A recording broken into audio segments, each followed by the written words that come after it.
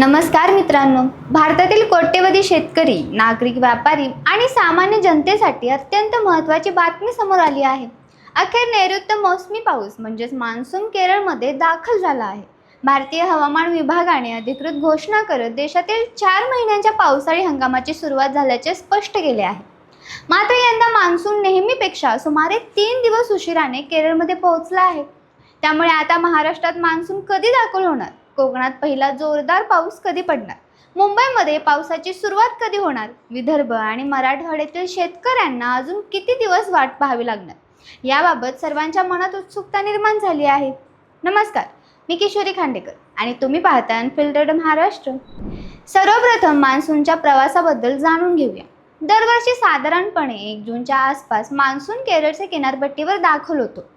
तेथून तो हळूहळू कर्नाटक, गोवा, महाराष्ट्र, गुजरात, मध्य भारत आणि नंतर उत्तर भारतात पुढे सरकत जातो। यंदा मात्र हवामानातील काही बदल, समुद्रावरील वाऱ्यांचा वेग आणि वातावरणातील आवश्यक परिस्थिती उशिरा तयार झाल्यामुळे मान्सूनला केरळमध्ये पोहोचण्यासाठी 3 दिवस जास्त लागले।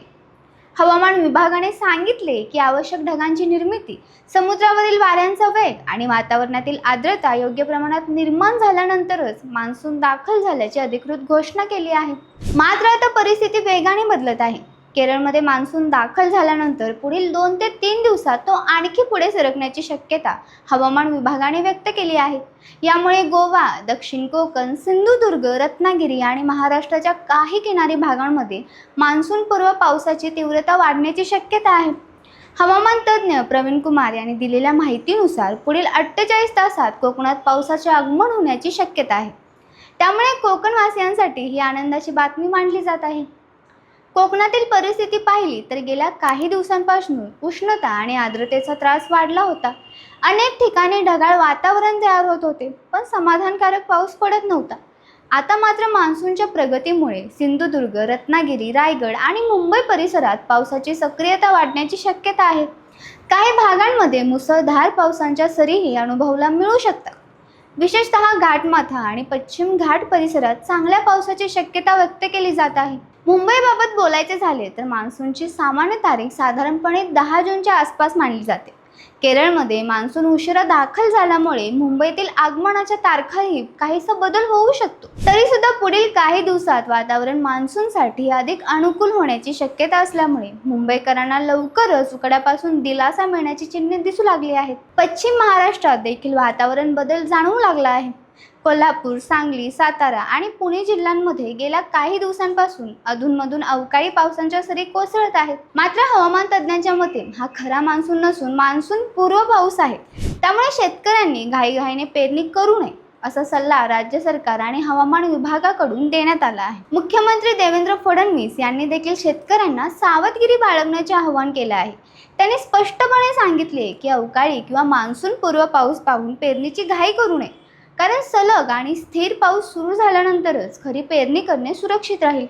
अन्यथा बियाणांचे नुकसान होण्याची धोका निर्माण होऊ शकतो। मराठवाड्यातील परिस्थिती देखील काहीशी अशीच आहे। बीड, लातूर, उस्मानाबाद, परभणी, नांदेड आणि जालना या भागांमध्ये सध्या उष्णतेचा प्रभाव कायम आहे। अधूनमधून वादळी वाऱ्यासह पावसाच्या सरी पडत असल्या तरी मान्सूनचे अधिकृत आगमन अजूनही झालेले नाही। हवामान विभागाच्या अंदाजानुसार मान्सून पुढे सरकल्यानंतर जूनच्या दुसऱ्या आठवड्यात या भागात पावसाची सक्रियता वाढू शकते। आता विदर्भात बोलूया। विदर्भातील परिस्थिती सध्या सर्वाधिक चर्चेत आली आहे। नागपूर, अमरावती, अकोला, बुलढाणा, वर्धा, यवतमाळ आणि चंद्रपूर जिल्ह्यांमध्ये तापमान अजूनही 40 ते 42 अंश सेल्सिअसच्या दरम्यान आहे। उष्णतेची लाट पूर्णपणे ओसरलेली नाही। हवामान तज्ज्ञ प्रवीण कुमार यांच्या मते विदर्भात मान्सून साधारणपणे 15 जूनच्या आसपास दाखल होतो। त्यामुळे विदर्भातील शेतकऱ्यांना अजून काही दिवस प्रतीक्षा करावी लागणार आहे। महत्त्वाची बाब म्हणजे विदर्भात पुढील काही दिवसात पाऊस पडण्याची शक्यता आहे, पण हा पाऊस मान्सूनच्या नसून अवकाळी स्वरूपाचा असेल। वादळी वारे, मेघगर्जना आणि विजांच्या कडकडाटासह मध्यम स्वरूपाचा पाऊस अनेक भागात पडू शकतो।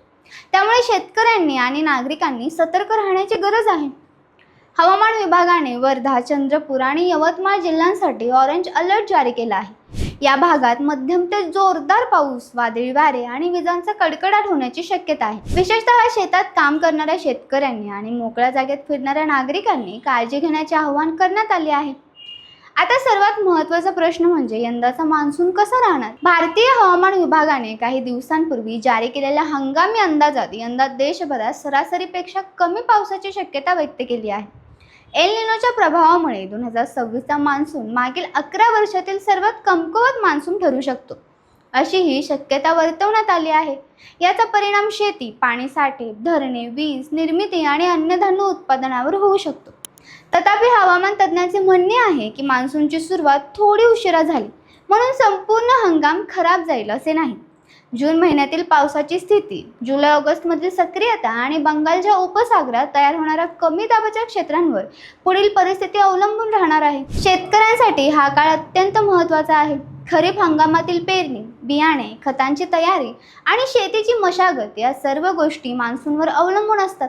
त्यामुळे प्रत्येक हवामान अपडेटकडे शेतकऱ्यांचे बारकाईने लक्ष लागले आहे.